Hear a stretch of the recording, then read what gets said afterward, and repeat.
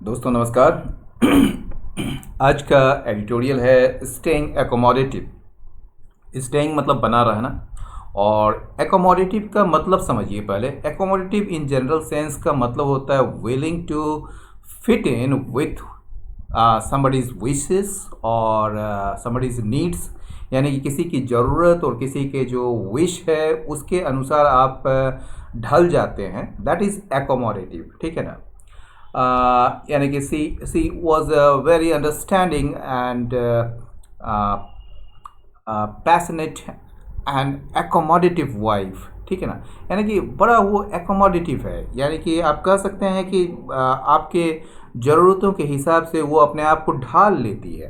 That is accommodative. लेकिन हम accommodative का जो यूज़ है अगर फाइनेंस के रूप में देखेंगे, ठीक है, तो इसका मतलब होता है intended to stimulate economic activity by lowering interest rates, यानी कि इंटरेस्ट रेट्स को जो है कम करके आप इकोनॉमिक एक्टिविटी को स्टिमुलेट करते हैं। दैट इज़ एकोमोडेटिव स्टैंस कहा जाता है आरबीआई का, या सरकार जो लेती है एकोमोडेटिव स्टैंस, या आप कह सकते हैं एक एकोमोडेटिव होता है, एक न्यूट्रल होता है।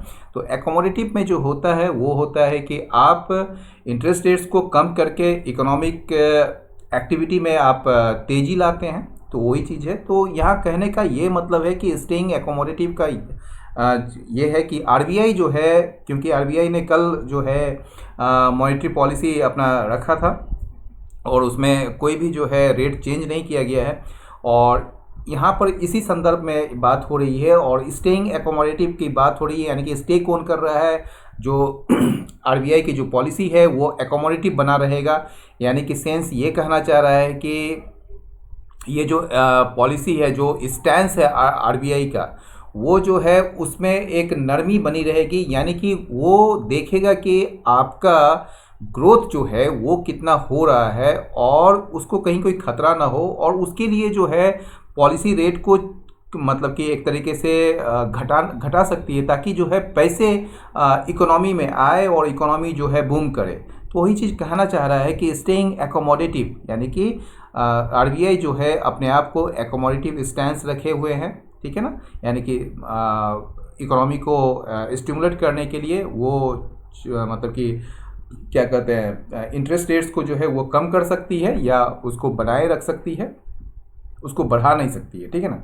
तो अभी तो एकोमोडेटिव का स्टैंस लिए हुए आरबीआई ने। तो देखते हैं आगे क्या कहा जा रहा है। RBI can not afford to drop its guard on price stability while in search of growth. RBI जो है वो कैनॉट अफोर्ड का जो मतलब है ये है कि वो जोखिम नहीं उठा सकती है टू ड्रॉप इट्स गार्ड। अब गार्ड क्या होता है? कवच। अगर कवच को जो है आप छोड़ देते हैं, डिसकंटिन्यू कर देते हैं, तो दैट मीन्स क्या हो जाते हैं, आप जो है मतलब कि आपकी सतर्कता कम हो जाती है, ठीक है ना। आप मतलब लापरवाह हो जाते हैं, ठीक है ना। तो आरबीआई जो है लापरवाह होने, या कह सकते हैं गैर जिम्मेदार तो नहीं कह सकते हैं, लापरवाह या आप कह सकते हैं मतलब सतर्कता या निगरानी, ठीक है ना। तो आरबीआई जो है अपनी निगरानी को प्राइस स्टेबिलिटी पर, जो उनकी निगरानी है, यानी कि मूल्य को लेकर मूल्य की स्थिरता को लेकर जो उनकी निगरानी है या सतर्कता है, या उनकी जो है एक तरीके से कहिए कि जो उनका एक वॉच किए हुए, ठीक है ना। तो वो जो है उसको छोड़ने की जोखिम नहीं उठा सकता है। While in search of growth, जब तलाश जो है किसकी हो रही है? वृद्धि की हो रही है। यानी कि एक तरफ जो है आरबीआई तलाश कर रहा है, यानी कि उसकी खोज कर रहा है कि इकोनॉमी में ग्रोथ आए, लेकिन साथ ही साथ जो है प्राइस स्टेबिलिटी को लेकर जो है वो अपनी सतर्कता या निगरानी को छोड़ने की जोखिम नहीं उठा सकता, ठीक है। Armed with a renewed mandate to contain inflation within a 2 percentage point range of the target 4%, and mindful of the pandemic's latest wave, the RBI Monetary Policy Committee has opted to reaffirm its growth supportive accommodative stance and keep interest rates unchanged। यहाँ तक ये वाक्य है, लेकिन मैं आपको इसमें एक चीज़ कहना चाहूँगा। जब भी सेंटेंस जो है ऐसे शुरू हो V3 से, ठीक है ना, V3 से हो, या फिर V3 यानी कि ईडी, यानी कि आप इसको कह सकते हैं पार्टिसिपल, ठीक है, पार्टिसिपल से शुरू हो। ये चाहे वो पास्ट पार्टिसिपल से हो, यहाँ पास्ट पार्टिसिपल है, या प्रेजेंट पार्टिसिपल से हो, ठीक हो। तो ये अगर कोई भी वाक्य अगर प्रेजेंट पार्टिसिपल या पास्ट पार्टिसिपल से शुरू हो तो याद रखिएगा कि जो कॉमा आएगा उस मतलब कि क्लॉज के बाद, उसके बाद जो आपका जो नाम होगा, जो नाउन होगा, वो उसका सब्जेक्ट होगा उस पूरे वाक्य का, उस पूरे सेंटेंस का।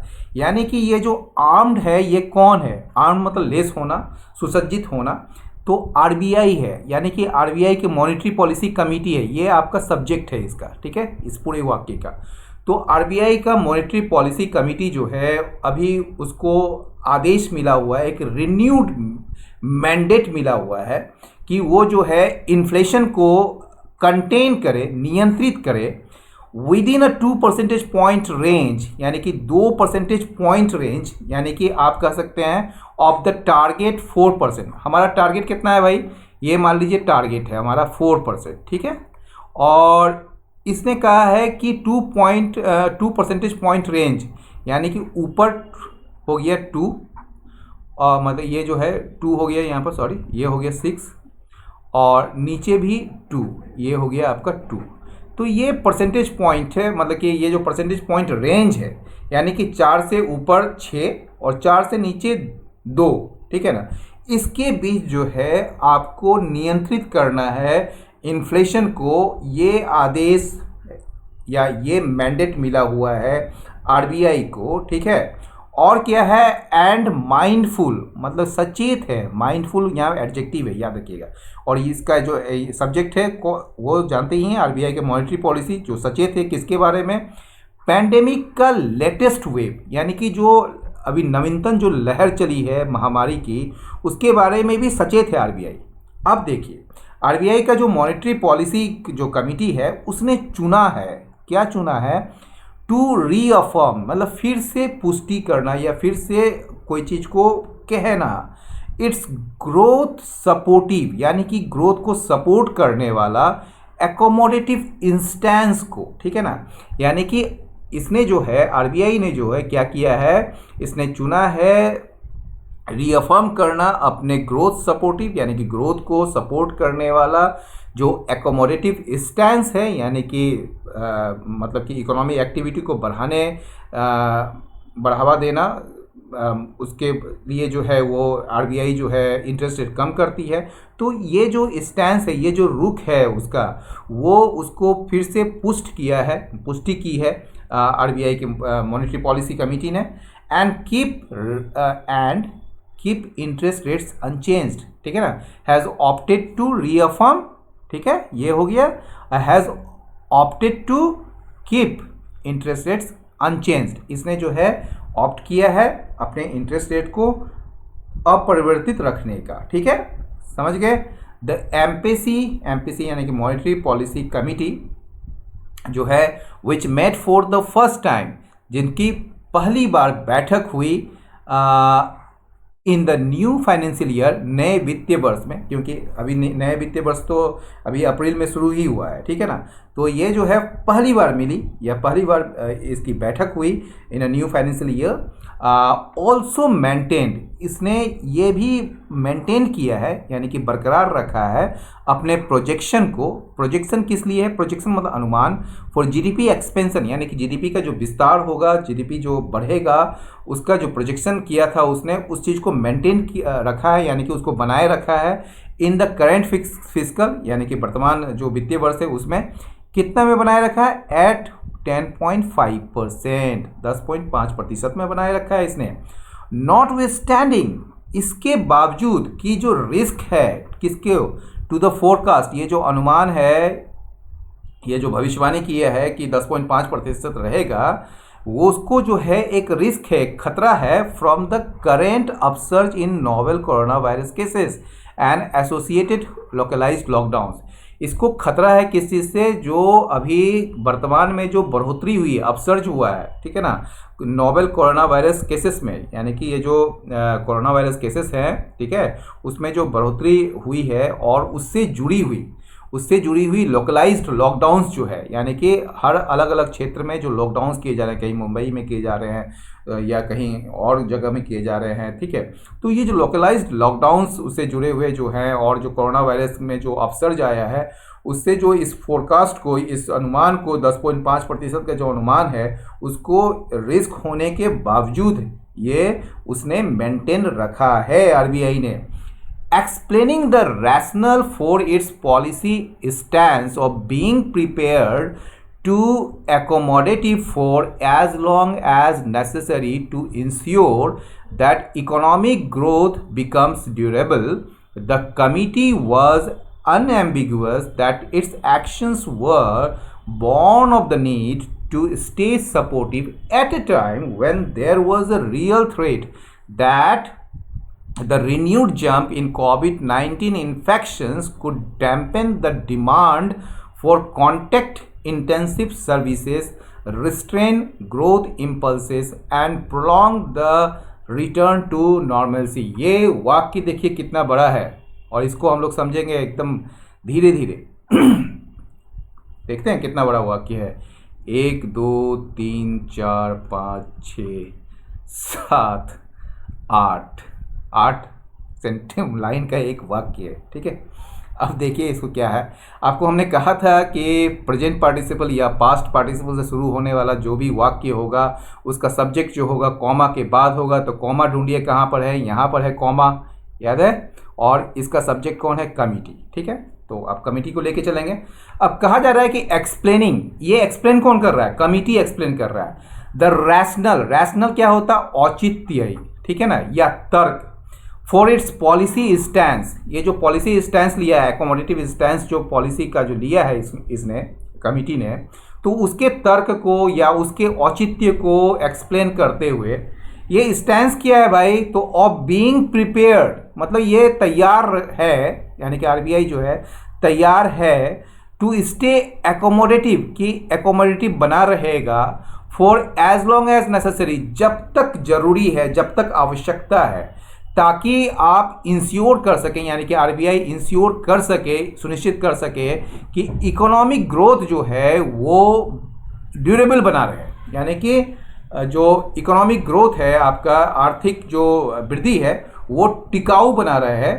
तो इस चीज़ को एक्सप्लेन करते हुए कमिटी जो है, यानी कि आरबीआई का जो मॉनेटरी पॉलिसी कमिटी है, वाज अनएम्बिगुअस, वो बिल्कुल स्पष्ट थी, अनएम्बिगुअस मतलब स्पष्ट, क्लियर थी, दैट्स इट्स एक्शन, कि इसका जो एक्शन है, इसकी जो कार्रवाई है, जो अपनी इसने जो अभी एक्शन लिया है, मतलब कि अनचेंज रखने का, वो किससे मतलब कि सामने आया, were born of the need, वो इस आवश्यकता से सामने आया टू स्टे सपोर्टिव, कि वो जो है आरबीआई की पॉलिसी जो है वो सपोर्टिव बना रहे हैं, यानी कि इकोनॉमी के लिए वो सपोर्टिव बना रहे हैं एक ऐसे समय में जब जो है एक वास्तविक थ्रेट सामने आया है। When there was a real threat that the renewed jump in कोविड-19 इन्फेक्शंस, कि ये जो नए सिरे से जो एक बढ़ोतरी हुई है कोविड-19 के संक्रमण में, ये जो है क्या कर सकती है, कुड डैम्पन द डिमांड, ये जो है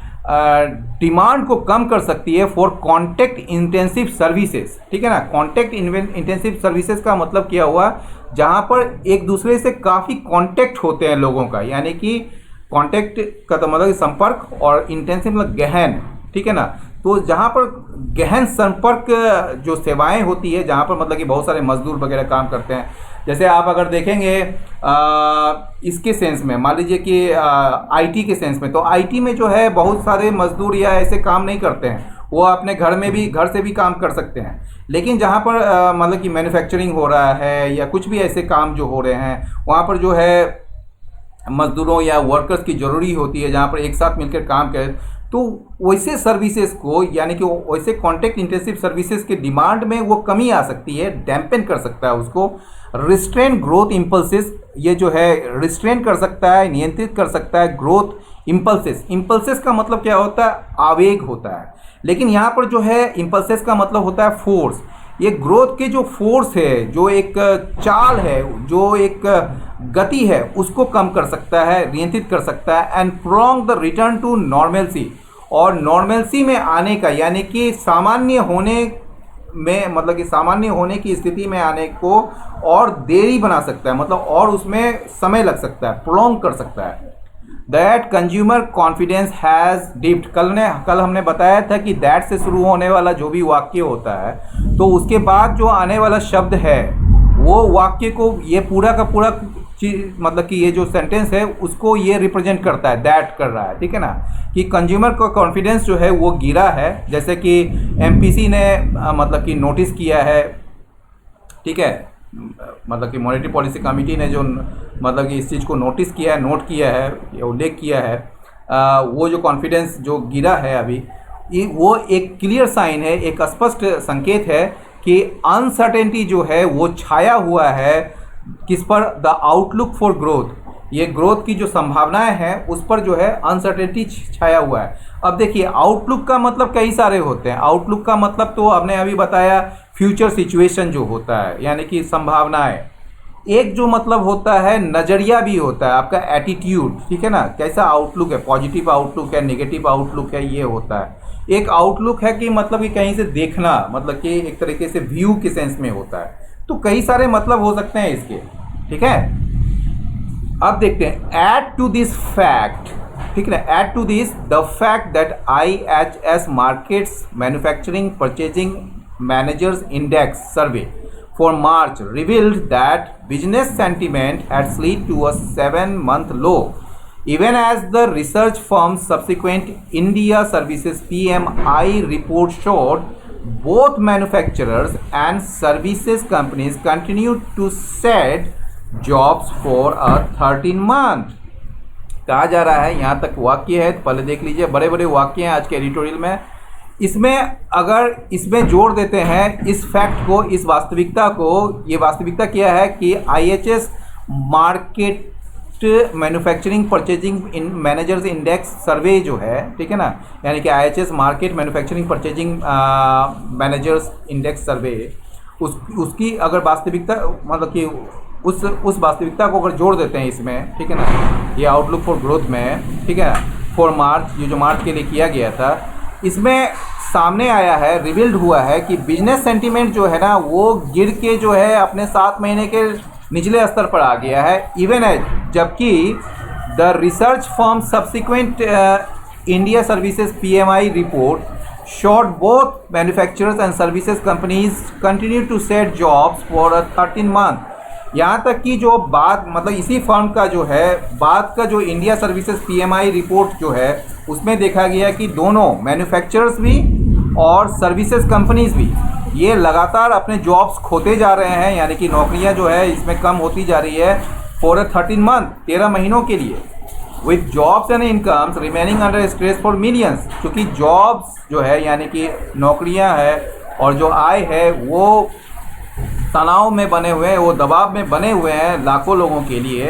and uncertainty over the efficacy and safety of the vaccine persisting, और जो अनसर्टेनिटी है एफिकेसी एंड सेफ्टी को लेकर वैक्सीन के, यानी कि टीका के एफिकेसी यानी कि इफ़ेक्टिवनेस और उसकी सुरक्षा को लेकर जो अनसर्टेनिटी है, यानी कि अनिश्चितता जो है वो बनी हुई है, परसिस्ट कर रही है ना, बना हुआ है। इवन एज ऑथोरिटीज़, जबकि मतलब कि ऑथोरिटीज़ जो है वो चाहती है या कोशिश कर रही है कि वो रैंप अप मतलब बढ़ाना, द इम्यूनाइजेशन ड्राइव, यानी कि टीकाकरण के अभियान को बढ़ाना वो चाह रही है।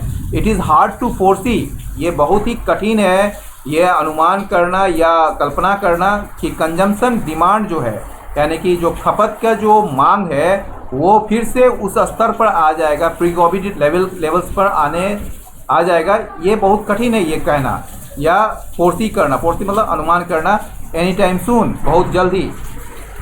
अभी अभी काफ़ी बारिश हो रही है और आपसे 1 मिनट का इजाज़त चाहूँगा।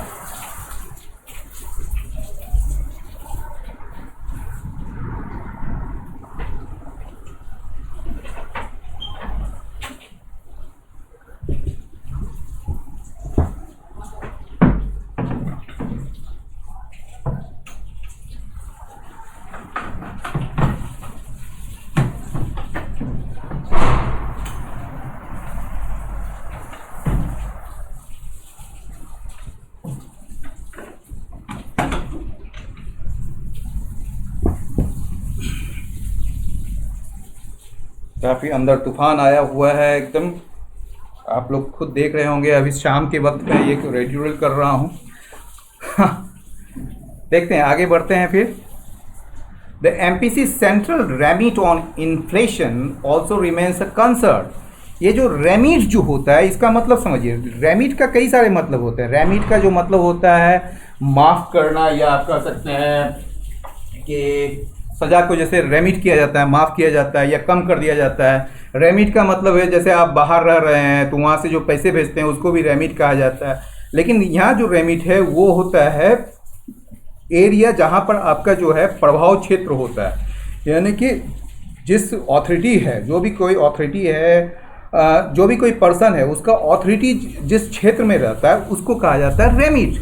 तो वो इसी सेंस में यहाँ पर यूज़ किया गया। एमपीसी का जो सेंट्रल रेमिट है इन्फ्लेशन को लेकर, यानी कि सेंट्रल रेमिट मतलब केंद्रीय प्रभाव क्षेत्र, ठीक है ना, ऑन इन्फ्लेशन, इन्फ्लेशन को लेकर ऑल्सो रिमेन्स अ कंसर्न, वो भी एक चिंता का विषय बना हुआ है। कोर इन्फ्लेशन जो है, यानी कि जो मुख्य इन्फ्लेशन जो होता है, द पैनल ऑब्जर्व, पैनल ने मतलब कि कहा, ऑब्जर्व मतलब कहना, ठीक है, हैड हार्डन, वो जो है हार्डन हो चुका है, यानी कि ये इन्फ्लेशन जो है इतना मतलब कठोर हो चुका है। अक्रॉस द बोर्ड मतलब चारों तरफ, अक्रॉस द बोर्ड मतलब चारों तरफ, एवरीथिंग अफेक्टेड, ठीक है ना।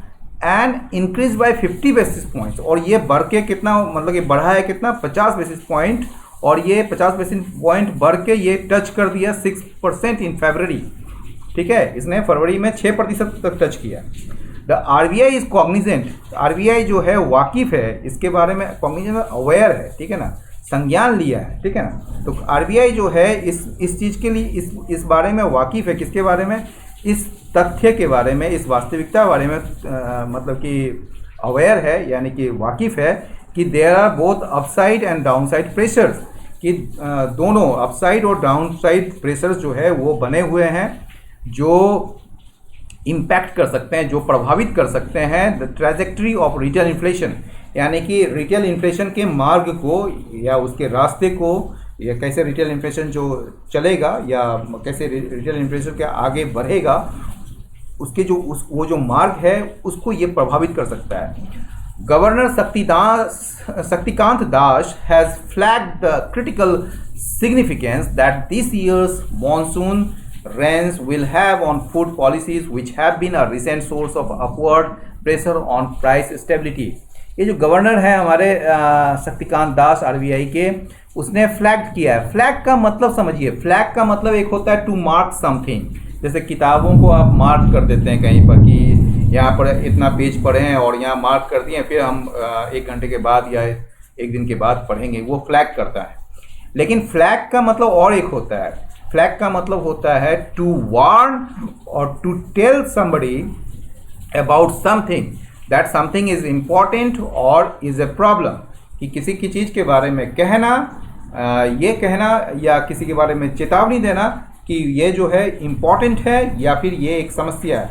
तो फ्लैग का मतलब यहाँ पर सिंपल सा ये है कि शक्तिकांत दास ने इस बात को कहा, कि इस बात को किसके बारे में कहा, द क्रिटिकल सिग्निफिकेंस, ये जो महत्वपूर्ण जो बात है, जो मतलब कि बहुत ही, यहाँ क्रिटिकल मतलब नाजुक नहीं कहिए, ये बड़ा ही महत्वपूर्ण चीज़ है, that this year's monsoon rains will have. ये विल हैव के बाद क्या आएगा पता है आपको, ये विल हैव के बाद ये क्रिटिकल सिग्निफिकेंस, यानी कि गवर्नर शक्तिकांत दास जो हैं उन्होंने फ्लैग किया है, उन्होंने कहा है, उसने चेताया है कि this year's monsoon rains will have the critical significance on food prices, यानी कि इस साल का जो मॉनसून का जो रेन होगा उसका एक क्रिटिकल सिग्निफिकेंस होगा, एक महत्व होगा, बड़ा ही महत्वपूर्ण महत्व होगा, किस पर, फूड प्राइसेस पर, which have been a recent source of upward pressure on price stability, जो एक क्या रहा है, एक रिसेंट सोर्स रहा है, एक हाल का स्रोत रहा है अपवर्ड प्रेशर का, यानी कि ऊपर के दबाव का जो है एक रिसेंट सोर्स रहा है, किस चीज़ पर, प्राइस स्टेबिलिटी पर। And both mister Das and the broader committee have stressed the vital need for the centre and states, to initiate some coordinated action to ease the tax burden on petroleum products given the ripple second round effects that the high cost of transport fuels have on overall inflation। और दोनों mister दास भी और जो broader committee है यानी कि जो MPC की जो कमिटी है, दोनों पूरे मतलब कि व्यापक कमिटी जो है, उन्होंने जोर डाला है have stress the vital need, वो महत्वपूर्ण नीड के लिए, उस महत्वपूर्ण आवश्यकता के लिए जोर डाला है जो कि सेंटर और states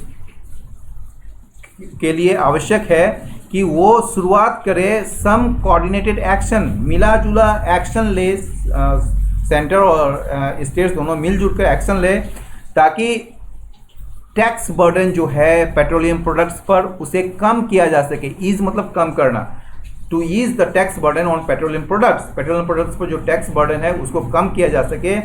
given the ripple sound effects, given the ripple second round effects, ठीक है, ये देखते हुए ये जो ripple sound second round effects जो है, ये देखिए आप जैसे नदी है ये पूरा, ठीक है ना, यहाँ पर एक पत्थर मारे, इसका क्या होगा, इसका इफेक्ट होता है ऐसे ऐसे ऐसे, ये पूरा इफेक्ट होते जाता है, ये तरंगे उठती है, ठीक है ना, एक तरंग दूसरे तरंग को मतलब कि धक्के देती है, फिर दूसरा तरंग तीसरे तरंग को धक्का देती है और इस तरह जो है वो तरंग उठता चला जाता है, ठीक है। तो ये ripple sound ripple second round effects को जो है, मतलब दूसरा जो इफेक्ट्स आ रहा है ना, अब तो पहला तो एक साल पहले आया था भैया, अब जो है सेकेंड राउंड इफेक्ट्स जो आ रहा है that the high cost of transport fuels have, फिर वही मतलब कि है ये जो हाई कॉस्ट है यानी कि बहुत ही उच्च कीमत जो है ट्रांसपोर्ट फ्यूल्स का, उसका have ripple sound effects on, ठीक है, ऑन ओवरऑल इन्फ्लेशन, यानी कि इस बात को देखते हुए कि high cost of transport fuels यानी कि ट्रांसपोर्ट फ्यूल्स का जो उच्च कीमतें हैं उसका जो मतलब कि रिपल सेकेंड राउंड इफेक्ट्स जो होगा किस पर होगा, ओवरऑल इन्फ्लेशन पर होगा, मतलब समग्र इन्फ्लेशन पर होगा, मुद्रास्फीति पर या महंगाई पर होगा। High international commodity prices and logistic costs are also threatening to push up input cost across the manufacturing and services sectors, posing a real challenge to policymakers given that it is far harder to influence these variables।